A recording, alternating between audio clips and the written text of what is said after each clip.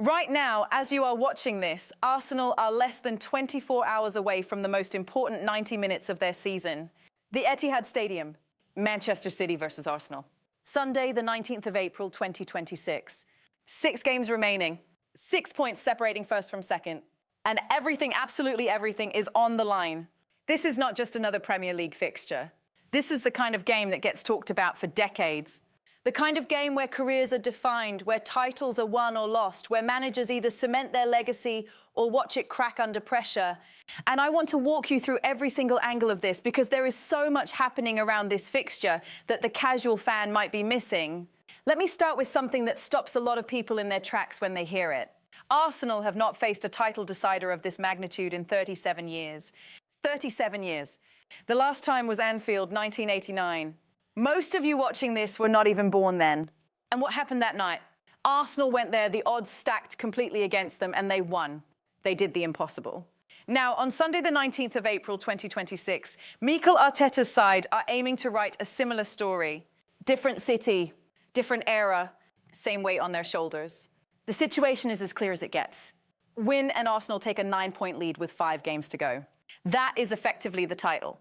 Draw, and the gap stays at 6 points, which is still a very strong position with 5 games remaining. Lose, and suddenly this race is wide open again, with Manchester City breathing directly down Arsenal's neck. That is what is at stake. That is the reality of Sunday.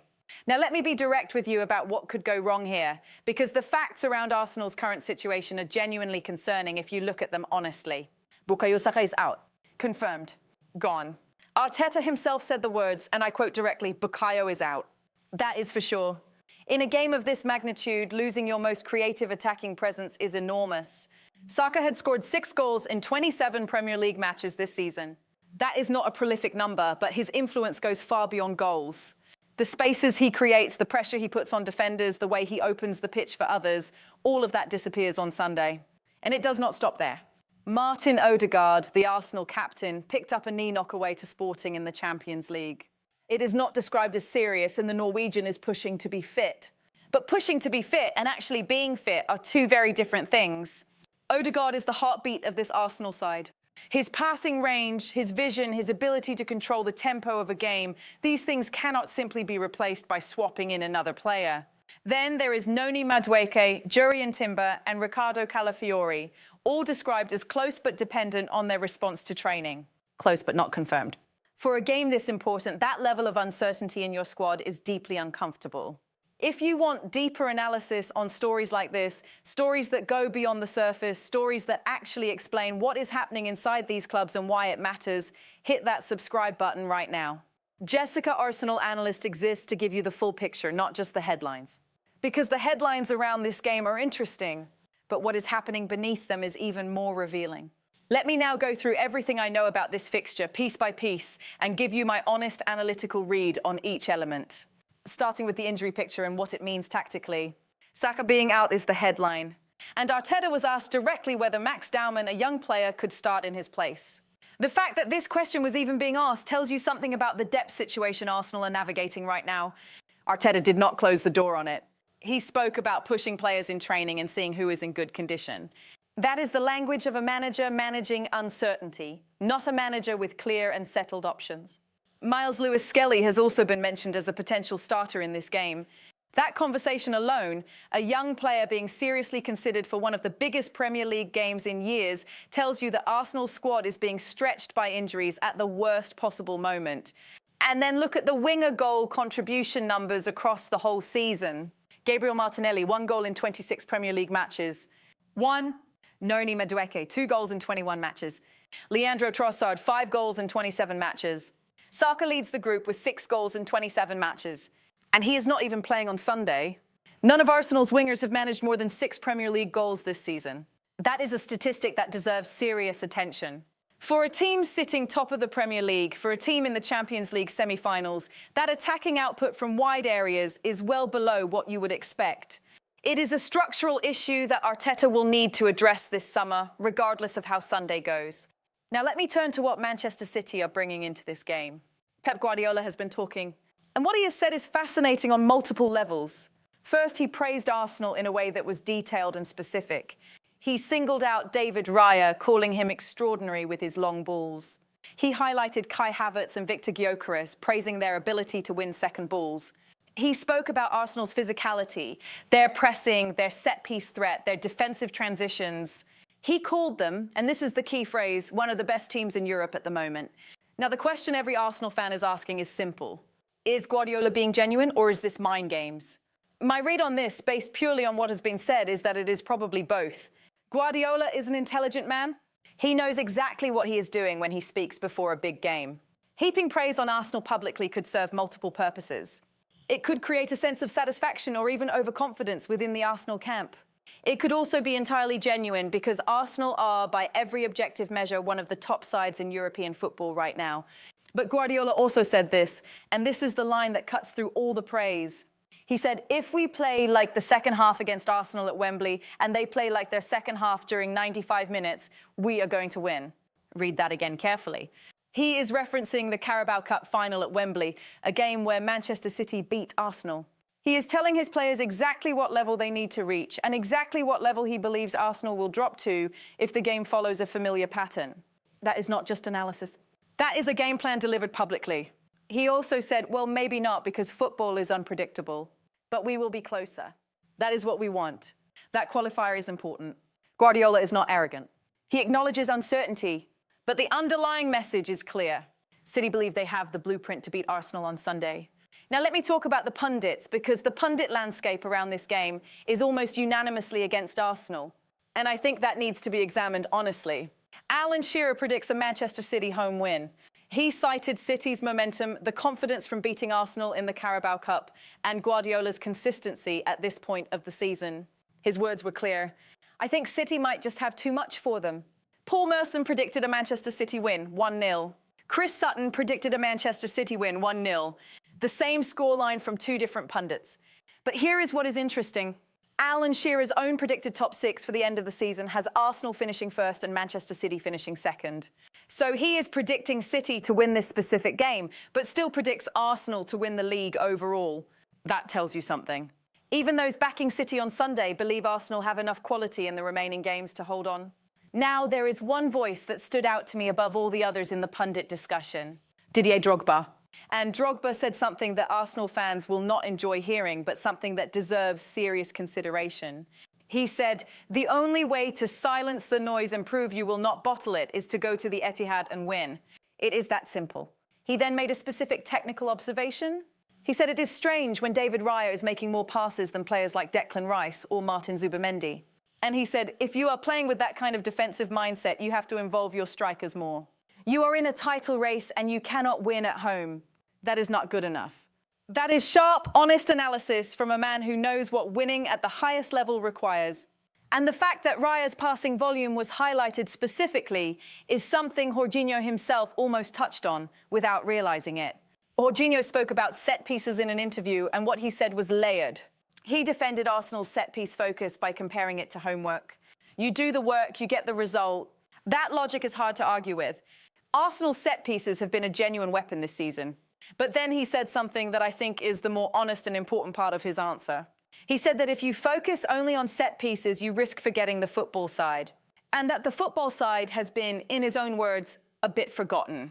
That is a player from inside the dressing room acknowledging that the balance of Arsenal's game has been off. That is significant. Not alarming, but significant. Now, let me bring in the historical context around this fixture because it is genuinely important. According to Opta Analyst, Manchester City versus Arsenal on Sunday will be only the 9th time the top two sides have met this late in a Premier League season, with 6 or fewer points between them. Only the 9th time in the entire history of the Premier League. That tells you how rare this moment is. Arsenal's recent record against Manchester City in the Premier League is worth noting. The Gunners have been unbeaten against Guardiola's side in the Premier League since the start of the 2023-24 season. That is a real psychological advantage. Whatever City have done in cup competitions, in the league, Arsenal have held their own against them. But Guardiola knows his team. He spoke about City's remaining fixtures after this game, calling their calendar terrible. He listed Everton away, Bournemouth away, Aston Villa at home in the last game, Burnley, Crystal Palace and Brentford. His specific mention of Crystal Palace, with the comment, "Look what is going on," was a reference to Crystal Palace's current difficult situation. That context matters. If Arsenal win or draw on Sunday, City's remaining schedule suddenly looks very challenging. And speaking of Bournemouth, let me address something that became a strange subplot to this whole week. Antoine Semenyo, who plays for Manchester City, revealed that the night before Bournemouth beat Arsenal 1-2 in their recent Premier League fixture, he spoke to the guys at Bournemouth and said, "Oh, do us a favour." He laughed it off, saying that was the only reason he was watching while getting ready for training. But that kind of detail, a Manchester City player actively hoping for Arsenal to lose, confirms what everyone already knew. The mentality inside that City dressing room is completely focused on catching Arsenal. Now, I want to spend some time on the voice that has perhaps been underreported in all this noise. And that is Mikel Arteta himself. Arteta said something extraordinary before this game. He said, "We have the opportunity to win on Sunday, arguably against the best team and the best manager that this league has ever seen. And that is a huge privilege." Read that and think about what it reveals about Arteta as a manager and as a person. He is not hiding from the pressure. He is not managing expectations downward.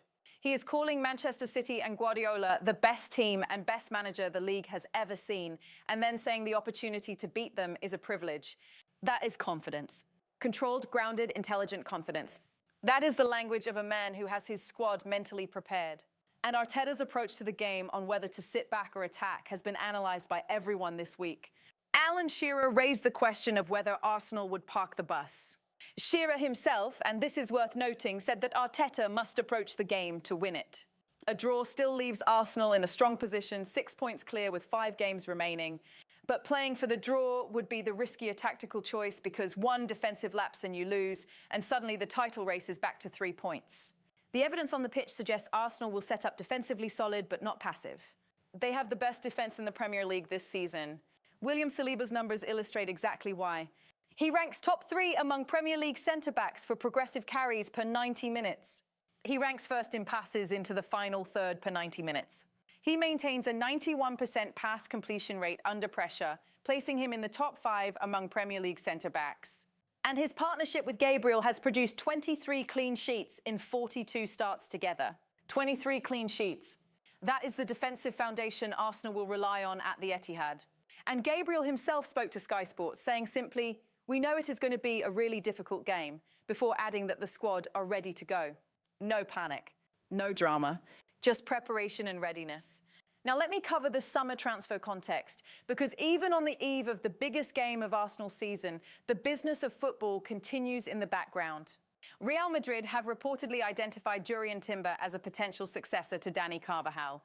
That is an enormous statement of intent from one of the biggest clubs in the world. However, and this is critical, Arsenal consider Timber completely untouchable. The club are preparing a new long-term contract for the Dutchman, and the reported price Arsenal would even consider entering talks at is around 100 million euros. Real Madrid are unlikely to meet that figure. So as of now, this is a rumour, a credible one given the source, but still a rumour. Timber is going nowhere unless a truly extraordinary fee arrives. On the incoming transfer front, Arsenal are reportedly showing strong interest in Sporting CP centre-back Ousmane Diomande.